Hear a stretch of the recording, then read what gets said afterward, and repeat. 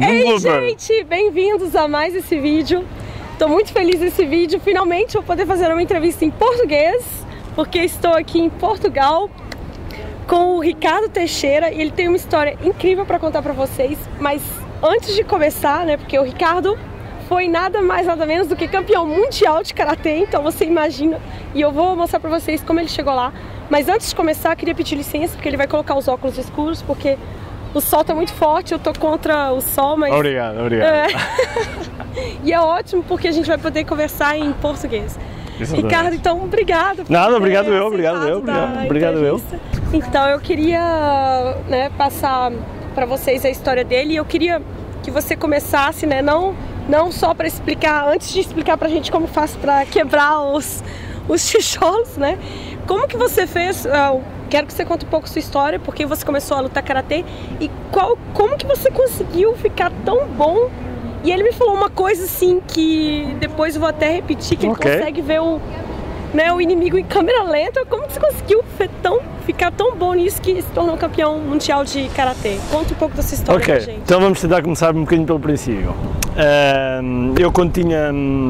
Eu já era um apaixonado pelas artes marciais desde pequeno, mas quando tinha 9 anos tive um problema de queda de cabelo e o cabelo começou-me a cair e então sofri um bocadinho de bullying. Depois na altura... Que na época nem era bullying, era tipo gozação. Era gozação, era safadeza, era tudo. E então eu comecei a ter este tipo de problemas e a certa altura abriu uma escola de judo aos 9 anos. E eu comecei a fazer judo, mas depois o judo não me entusiasmou e depois comecei a fazer karatê. Abriu uma escola lá perto, tive um mestre muito bom chamado Pedro Choi e comecei a aprender karatê lá. E depois, ao longo do tempo, comecei a treinar cada vez mais. Eu não era bom, não tinha talento natural, ou seja, as coisas surgiam devido a muito esforço. O que uns treinavam 1 hora, eu tinha que treinar 3 para conseguir o mesmo resultado. E fui treinando cada vez mais. A certa altura, chegava a ir treinar dois ao mesmo tempo. Então, tá vendo? Olha que interessante. Ele não era bom, então não tinha talento, um dom natural. Ele foi treinando, assim, duro e não treinava muito mais que os outros e não estava conseguindo resultado. É verdade, completamente. Ou seja, havia um trio de pessoas que se juntavam mais para treinar um pouco mais e que éramos 3, 4 pessoas e eu era o pior deles todos. Era aquele que ficava sempre em último e que não tinha resultados nenhums. E aposto que foi o único que conseguiu ser campeão mundial. Por acaso foi. E depois eu comecei realmente cada vez mais a treinar, porque começava a ficar frustrado por não estar a conseguir chegar aos resultados que gostava e pronto, e a forma que eu arranjava era treinar cada vez mais, embora eu sempre tive desde pequeno, tive sempre o princípio, eu costumo chamar o princípio da preguiça, que é tentar fazer mais com menos. Então tentava de forma que, embora eu treinasse muito, que o treinasse fosse de qualidade. Pronto, e a certa altura começou a dar um bocadinho de resultado, comecei a ter alguns resultados, e ainda era júnior, que é abaixo de sénior, e fui uma vez já campeão nacional, mas tudo com muita dificuldade,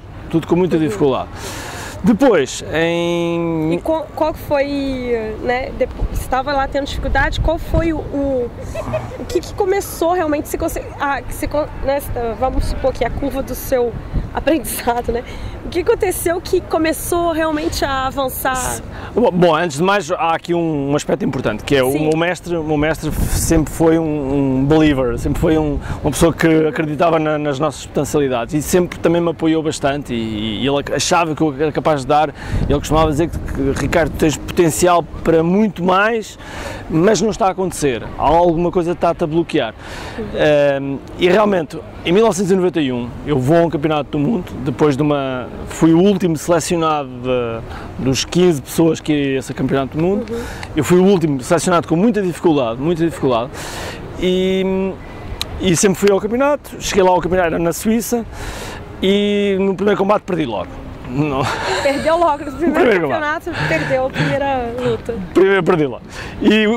Mas depois reparei que havia lá um senhor chamado Alex, que é americano, mas com origem portuguesa, que tinha exatamente o mesmo tamanho que eu, a mesma estrutura, tudo exatamente igual, e começou-me a impressionar, e ele ganhou aquele campeonato, e já tinha ganho outros, e tinha 38 anos, e eu na altura tinha 18 ou 17, devia ter 17 anos, e portanto olhei e disse, é impossível, como é que ele consegue? Eu tenho muito mais velho, é verdade, e então aquilo que eu fiz foi, comecei a copiar tudo. Comecei a copiar a forma como ele andava, a forma como ele punha as mãos, a forma como ele combatia, a forma como ele fazia os movimentos, até a forma como ele às vezes respirava e a forma como ele entrava para o dojo. E a certa altura também saí da minha zona de conforto, arranjei coragem e fui falar com ele. Apesar que pensei, bom, ele não me vai falar comigo porque ele é pessoa que foi 3 vezes campeão do mundo, etc. Mas não, ele foi muito amável, falou comigo, etc. E eu fiquei completamente vidrado com aquela pessoa. Trouxe esse conhecimento. Trouxe esse conhecimento para Portugal e no ano seguinte apliquei exatamente o mesmo conhecimento para o Campeonato Nacional e fui campeão nacional. Nessa altura... Foi campeão nacional? Nacional. Assim, então aí já foi um grande... Exatamente, já foi uma grande mudança, já foi ali uma grande mudança. Depois eu continuei a treinar, comecei a desenvolver melhores formas de treinar e a certa altura, em 1992, eu sou convidado graças a uma... Eu não sei se vocês dizem cunha em português brasileiro.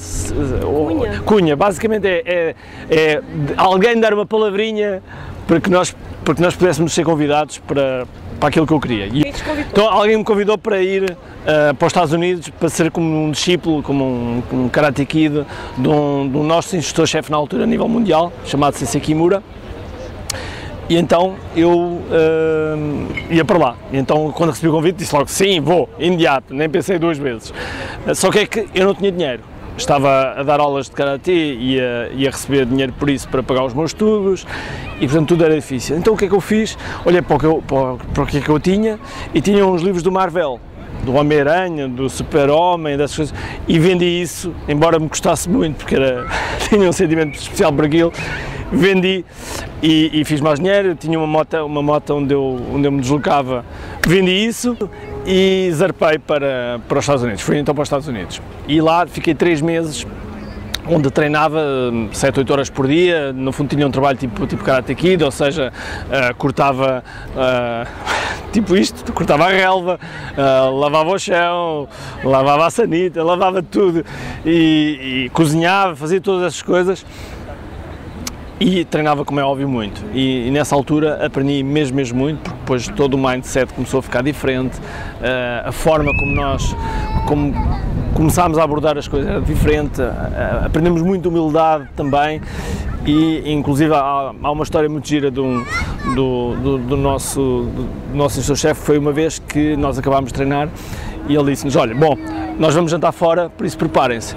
Eu estava lá com outra pessoa, com um alemão também, que estava a fazer exatamente a mesma experiência que eu, e eu vou correr então para a cave onde nós vivíamos, tínhamos as nossas coisas na cave e dormíamos no dojo, no chão, e vou à procura dele e digo, olha, temos de despachar porque o sensei disse que vamos jantar fora. Pronto, ele atrasou-se mais um bocado e quando nós vinhamos a subir para sairmos, toca o alarme. Toca o alarme e nós ficamos desesperados porque aquilo estava uma barulheira infernal. Um alarme de segurança. Um alarme de segurança e então tudo uma grande confusão e a certa altura, quando vamos a sair, tínhamos a polícia toda à frente do nosso dojo de armas em punho e nós tivemos mesmo que nos identificarmos e dizer que éramos estudantes, etc. Bom, tudo correu bem. Depois, quando fomos para o restaurante, eu tentei rapidamente falar com o Sensei Kimura para lhe pedir desculpa de termos atrasado e ele não quis ouvir rigorosamente nada, deixou-me chegar perto do local onde todos estavam a jantar e ali começou a passar todo mundo, começou ali o ralhete e o sermão todo e pronto, eu fiquei ali muito pequenino, cada vez mais pequenino e aprendi também uma grande lição de humildade e ao mesmo tempo de ser grande rapidez. Bom, mas foram muitas as lições que tornaram, a mim sobretudo, mudou-me radicalmente. O mindset modificou completamente diferente. Do ponto de vista de físico e de combate e de mente, fiquei tão apurado que quando cheguei a Portugal, ainda um bocadinho àquilo que estávamos a fazer no início, quando cheguei a Portugal e eu comecei a fazer os primeiros combates e eu também fazia segurança, eu muitas vezes via as pessoas a fazerem os socos em câmera lenta. Portanto, via as pessoas em câmera lenta. Ele me falou isso quando eu conheci ele, isso ficou na minha cabeça assim, o dia inteiro. Meu Deus, ele via as pessoas, ele ia lutar com as pessoas e ele via as pessoas em câmera lenta. É verdade. E eu fico vendo que às vezes eu tô com pessoas que já estão alguns anos mais avançadas que eu em e-commerce, em marketing, e eu vejo que às vezes para elas eu tô em câmera lenta, entendeu? Dependendo do nível que a pessoa tá, sempre vai ter alguém, né? É verdade, vai haver sempre alguém que está à nossa frente. E realmente começou a acontecer isso. E eu cada vez mais comecei depois a aplicar tudo isso que aprendi na minha vida empresarial. Mas mesmo essa questão da câmera lenta é algo que todos os top performers, eu já tinha lido, mas nunca tinha sentido. Eu tinha lido que o Carl Lewis, quando fazia os 100 metros corrida de sprint, que olhava para o lado e via as pessoas em câmera lenta. Já tinha Mohamed Ali, quando fazia combate de boxe, que também dizia que muitas vezes via as pessoas em câmera lenta. Mas eu pensava que era uma metáfora, pensava que era algo que... Era uma metáfora, é mesmo isso. Era uma metáfora. E não é a realidade. É a realidade. O que é o facto é que a nossa mente está tão desenvolvida, foi tão posta no limite, e isso foi uma das coisas que aconteceu muito, várias vezes. Eu penso que ultrapassei os limites que era possível em termos de físicos, mentais, toda a forma, que automaticamente a cabeça ou a mente tornou-se hábito de ver àquela velocidade. E depois tudo o que veio abaixo daquela velocidade é câmera lenta. Não, perfeito. Eu queria até, só para pegar assim, um pedacinho, um dos treinamentos assim, que o sensei dele, né, ensinou, foi que sempre que ele entrava, né, o sensei entrava no dojo, ele tinha que estar à porta. É verdade. Ele entrava vários horários diferentes, assim, podia ser 4 da manhã, 1 hora. Eu lembro uma vez que ele entrou lá às 5 da manhã, porque os japoneses têm um hábito de beber sake, muito. E ele entrou lá às 5 da manhã já um bocadinho tocado, um bocado alegre. E às 5 da manhã, e eu lembro-me que eram 4h50, 4h55 e acordei e pressenti que alguma coisa que ele estava para chegar e de repente fui correr para a porta e estava a carrinha dele a chegar. Meu Deus, tá vendo como ele desenvolveu assim a mente para ficar sempre atento, né, esperando já uma situação e de repente, então o que a gente estava conversando aqui com o Ricardo é como pegar todo esse conhecimento, porque o Ricardo hoje é um empresário bem sucedido, ele tem vários projetos, você pode até falar dos seus projetos, né, ele inclusive está também no mercado brasileiro. Inclusive é muito interessante porque ele tem um software para advogados, eu sou de uma família de advogados, então eu já falei, nossa, tem que falar com meus pais sobre isso e tudo. E eu queria que você falasse um pouco desses projetos e como aplicar todo esse conhecimento, né, que você aprendeu no Karatê, que te fez tornar uma pessoa, né, um campeão mundial. Para os negócios, a gente vai ver isso, mas antes só eu queria que você falasse como que você se tornou, né, de ter se tornado esse campeão de Portugal, né, nacional, o passo para se tornar o campeão mundial. Foi depois do treinamento? Depois de eu ter estado lá 3 meses com este senhor japonês, eu vim completamente diferente. E o Campeonato do Mundo era no ano seguinte e eu cheguei ao Campeonato do Mundo. As minhas expectativas, embora o meu mestre dizia vai acontecer aqui um campeão do mundo, e o primeiro combate do Campeonato do Mundo foi-me difícil, foi muito difícil porque tivemos empatado até muito perto do fim, depois é que eu marquei o segundo ponto e ganhei, mas depois todos os outros combates já foram relativamente simples para mim e fui campeão do mundo nesse ano, em 93, apesar de não ter ainda idade para ser sénior, ou seja, fui campeão sénior sem ser ainda sénior. Foi campeão sénior sem ter a idade para ser sénior. Sim. E pronto, e fui o primeiro português campeão do mundo. Depois, nos anos seguintes, mais portugueses se tornaram campeões do mundo e, curiosamente, eram alunos meus. Depois ele treinou os próximos campeões mundiais. Exatamente. Que eram também portugueses. É verdade. Depois ele se tornou o sensei. E eu queria que você dissesse então, né, os seus projetos. Sim. Não, basicamente eu aos 9 anos de idade achei que queria fazer alguma coisa empresarial. Achei que já tinha um bichinho que me dizia que queria fazer alguma coisa. Eu tinha ficado apaixonado por um microcomputador que nós na altura chamávamos Spectrum, uma coisa com 48K, que hoje em dia é uma memória de computador que é irrisória. E fiz todo o meu percurso nesse sentido. Cheguei a trabalhar para outros, mas a certa altura desisti onde estava a trabalhar e fundei a minha própria empresa. Isto foi mais ou menos em 1997 e precisamente na área de software, onde comecei a desenvolver um software dirigido para advogados. E desde 1997 trabalho nesse nicho de mercado, que são os advogados e as sociedades de advogados. Hoje em dia já temos traduzido em 8 línguas, inclusive o chinês. E pronto, e por causa disso também viajo muito à volta do planeta, desde a China aos Estados Unidos, passando pelo Brasil e Europa e África. Tenho andado sempre por todo lado.